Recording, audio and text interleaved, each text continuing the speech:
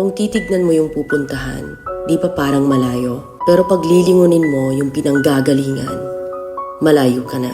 Hindi mo malalaman kung hindi ka susubok. Ang buhay ay isang malaking sugal.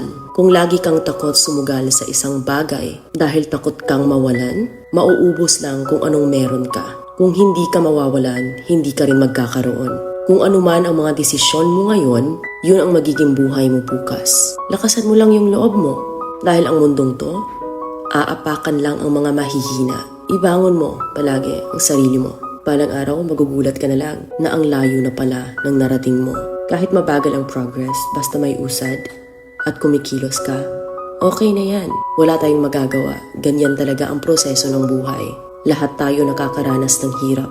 Hindi natin alam kung hanggang kailan tayo dito sa mundo. Kaya mas piliin mo maging mabuting tao. Ang pinakayaman na maituturing natin sa sarili ay ang ating mga pangarap.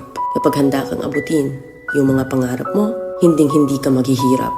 Kung lagi kang may pinagdaanan sa buhay or pagsubok, pruweba lang yan na isa kang magiting na sundalo. Sa mga pagsubok, diyan ka aangat, diyan ka babaguhin. Yung tatag mo kung paano ka mag-ayos ng problema. Hindi ka magtatagal sa